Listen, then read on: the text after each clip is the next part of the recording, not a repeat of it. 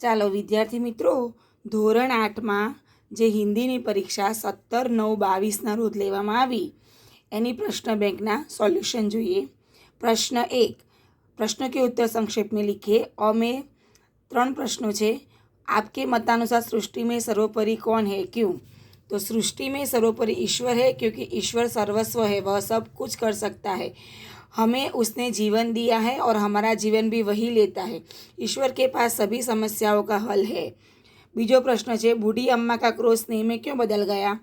तो हमीदा मेले में से खिलौने नहीं लाया और एक चिमटा लाया था। यह सुनकर अम्मा को दुख और क्रोध आया, परंतु जब हामिद ने कहा कि रोटियां पकाते समय तुम्हारे हाथ जल जाते हैं, इसलिए मैं यह चिमटा तुम्हारे लिए लाया हूँ, यह सुनकर बूढ़ी दादी का क्रोध प्रेम से बदल गया। तीजो प्रश्न है, दुष्यंत के क्या कहने पर बालक ने सिंह शावक को छोड़ दिया? तो दुष्यंत ने जब बालक से कहा कि तुमने तपोवन के विरुद्ध यह आचरण क्यों सीखा, जिसकी वजह से तुम्हारे कुटुंब की लाज जाती है और यह बात अच्छी नहीं है, यह बात सुनकर बालक ने शावक को छोड़ दिया। ब में बीजा प्रश्नों જોઈએ। सुनीता विलियम्स अन्य लड़कियों से अलग है, विधान समझाइए। तो सुनीता विलियम्स अन्य लड़कियों से श्रेष्ठ है क्योंकि वह एक नारी होकर अंतरिक्ष में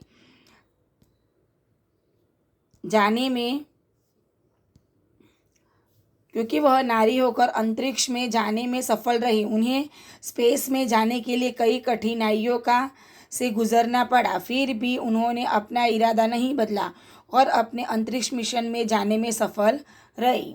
बीजो प्रश्न है, देश के नवनिर्माण के लिए आप क्या क्या करना चाहेंगे? तो एना जवाब જોઈએ। देश के नवनिर्माण के लिए मैं सभी बच्चे को पढ़ने के लिए मदद करूँगा। हमारे मोहल्ले में मैं अपने मित्रों की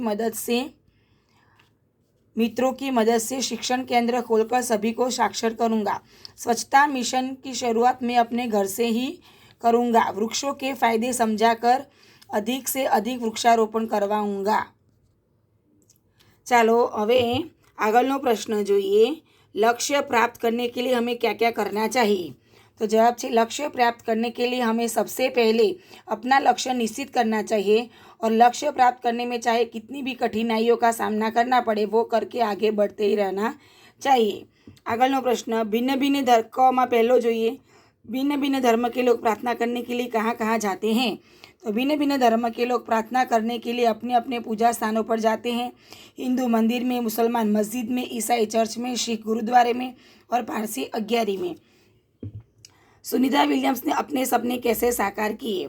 तो जवाब જોઈએ। सुनीता ने अपने सपने बड़ी कठिनाइयों को पार करके साकार किए। सुनीता को अंतरिक्ष में जाने की तीव्र इच्छा थी। वे पायलट बन के नासा गई। अंतरिक्ष का ज्ञान प्राप्त करने के लिए उन्हें रूस रहना पड़ा। तैयारी करने के लिए उन्होंने 9 दिन पानी में रहना पड़ा।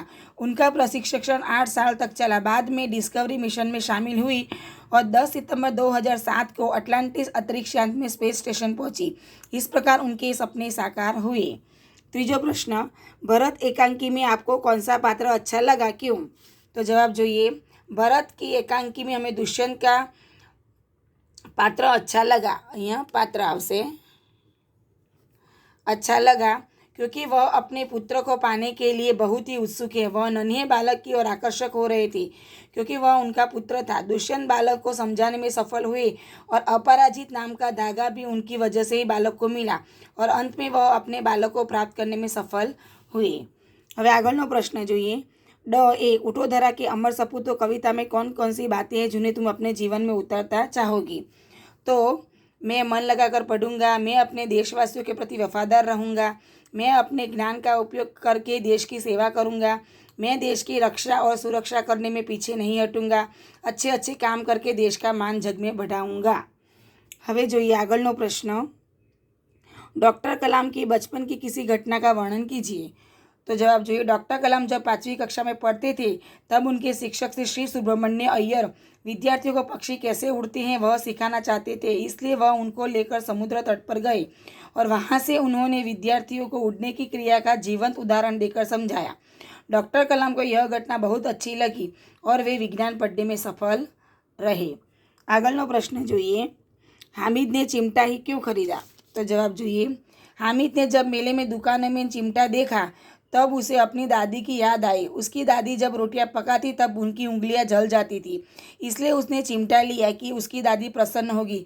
और खिलौने लेकर पैसा बर्बाद हामिद ने नहीं करना चाहता था, इसलिए उसने चिमटा ही खरीदा। હવે આગળનો પ્રશ્ન तू अपनी नज़र हम पर रखना ऐसा कवि क्यों कहते हैं? तो ईश्वर दुनिया में सर्वोपरि है, उसकी वजह से ही हमें प्राण मिले हैं, हमारा जीवन उसके भरोसे है क्योंकि वह हमारा रखवाला है। इसलिए कवि ईश्वर से प्रार्थना करते हैं कि उसकी कृपा दृष्टि हम पर बनी रहे। किसी भी देश के लिए सेना का क्या महत्व है? किसी भी देश के लिए सेना अनिवार्य अंग है। हमारे देश की रक्षा सेना शत्रुओं को मारकर करती है। देश में आतंकवादी हो, विद्रोह हो जाए, सभी मुसीबतों में सेना के जवान हमारी रक्षा करते हैं। देश में जब कुदरती आपत्ति या संकट आए तभी देश के सेना के लोगों की मदद करके उनके प्राण बचाती है। इस प्रकार देश के बाहरी और आंतरिक संकट में सेना ही देशवासियों की रक्षा करती है। આગળનો પ્રશ્ન, दुष्यंत ने पूर्ववंशीय जीवन की कौन सी 2 रीतें बताई? तो दुष्यंत कहते हैं कि पूर्ववंशियों की 2 रीत बताई। वे युवावस्था में महलों में रहकर पृथ्वी की रक्षा और पालन करते हैं। वृद्धावस्था में वे तपस्वियों के आश्रम में वृक्षों के नीचे कुटिया बनाकर रहते हैं। હવે જોઈએ પ્રશ્ન 2, सूचना अनुसार कीजिए। और विभाग, दिए गए शब्द का समान शब्द देकर वाक्य में प्रयोग कीजिए। निगोड़ी। बीजू है दिए गए शब्द विरोधी शब्द का उसका वाक्य में प्रयोग कीजिए। शीतल। और दिए गए मुहावरा का अर्थ देकर वाक्य में प्रयोग कीजिए। गले मिलना। तो एનો આખો જવાબ અહીં જોઈએ। समानार्थी पहलू है निगोड़ी तो दुष्ट। वाक्य, यह दुष्ट व्यक्ति मंदिर में क्यों आया? बीजू है विरुद्धार्थी शब्द शीतल तो गरम। वाक्य, मुझे गरम रोटियां अच्छी लगती हैं। त्रीजू है मुहावरा, गले मिलना, प्रेम से भेटना। वाक्य, मैं अपनी माँ से प्रेम से भेटा। आ बे आनो जवाब है। हवे बમાં प्रश्न જોઈએ। पहलो है समानार्थी शब्द पृथक, विरुद्धार्थी समझ और मुहावरा बाल बाका न होना। तो जवाब જોઈએ। बीजू, समानार्थी शब्द पृथक એટલે अलग। वाक्य, हमारे घर में मेरे भाई और मेरे कपड़े अलग अलग हैं। विरुद्धार्थी शब्द समझ, ना समझ, बच्चे ना समझ होते हैं। मुहावरे, बाल बाका न होना, जरा भी नुकसान न होना। जब हमारे पर ईश्वर का आशीर्वाद हो तब हमें जरा भी नुकसान नहीं होता। હવે આપણે આગળનું જોઈએ। ત્રીજો વિભાગ, એમાં જ આપણે સમાનાर्थी शब्द છે आपदा, विरुद्धार्थी अवनति और मुहावरा सर ऊंचा होना। તેનો જવાબ જોઈએ આગળ। समानार्थी आपदा विपत्ति। वाक्य, हमें विपत्ति का निडर होकर सामना करना चाहिए। विरुद्धार्थी है अवनति, तो एनो जवाब है उन्नति। वाक्य, जीवन में उन्नति मिले तब हमें दूसरों की सहायता करना चाहिए। क मुहावरे, सर ऊंचा होना, गर्व होना। वाक्य, अपने पुत्री की प्रगति पर माँ को गर्व होता है। હવે એ જ રીતે ચોથામાં પણ સમાનાर्थी શબ્દ છે ઋણ, વિરુદ્ધાर्थी આશ્રિત અને મુહાવરા એક सूत्रों में पिरोना। तो जवाब જોઈએ। ऋण तो कर्ज, हमें अपने माता पिता का कर्ज उतारना चाहिए। विरुद्धार्थी शब्द है आश्रित तो अनाश्रित। वाक्य है अनाश्रित बच्चे आश्रम में जाते हैं। क मुहावरे, एक सूत्रों में पिरोना, सबको साथ में रखना। वाक्य, अपने परिवार में सबको साथ में रखकर चलना चाहिए। एवी रीते पांचमो शब्द है बिसात, विरुद्धार्थी है दीन और मुहावरो है बेड़ा पार लगाना। तो जवाब જોઈએ। बिसात एटले औकात, हमें अपनी औकात में रहकर जीवन चलाना चाहिए। विरुद्धार्थी है दीन तो गरीब, कारण के आ बाजुनी रसवाई है। वाक्य, गरीब लोगों को सहायता करनी चाहिए। मुहावरा है बेड़ा पार लगाना, संकट में बचाना, किनारे ले जाना, बंदे अर्थ है ना। तो जवाब જોઈએ। हमारी नाव ईश्वर की कृपा से ही किनारे पर जा सकती है। હવે આપણે પ્રશ્ન 3 જોઈએ કે નિમ્નલિખિત એક વચન વાક્યો को बहुवचन में परिवर्तन कीजिए। आमा 4 वाक्यों आपेला है, एनो जवाब જોઈએ। मुझे लुटेरों का डर था, पक्षियों ने उड़ाने भरी। ત્રીજું છે उन्होंने मुझे मिठाइयाँ दी અને ચોથું છે मैंने कविताएँ लिखी। એવી જ રીતે આ બ વિભાગના 4 વાક્યો છે, એના જવાબ જોઈએ। ये मेरी किताबें हैं, इन्हें लड्डू दे दो। सेठ ने नौकरों से पूछताछ की और कौवे उड़ गए। क विभाग 1, 2, 3, 4 वाक्यों છે, એના આપણે बहुवचन જોઈએ।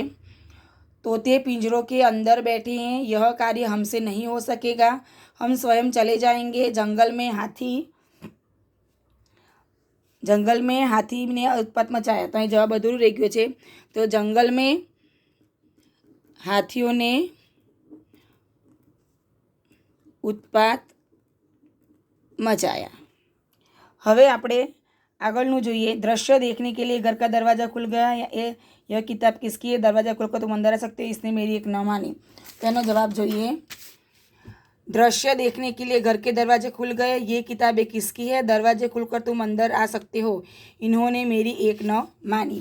एवी ज रीते ई विभागમાં જોઈએ वह खेत में फसल बो रहे हैं उसे मेरी बात अच्छी नहीं लगती। तो 2 वाक्य જોઈએ, वे खेतों में फसल बो रहे हैं उन्हें मेरी बात अच्छी नहीं लगती। और આપણે આગળના 2 વાક્ય જોઈએ, मैंने कहानी किताब पढ़ी है, पेंसिल अच्छी है, तो हमने कहानियों की किताबें खरीदी, ये पेंसिलें अच्छी है। હવે એ જ રીતે આપણે લિંગ પરિવર્તન જોઈએ। પહેલામાં યુવક, પંડિતાઈન અને સમ્રાટ અને ડૉક્ટરની આ 4ના શબ્દોને લિંગ પરિવર્તન કરીને આપણે વાક્ય જોઈએ।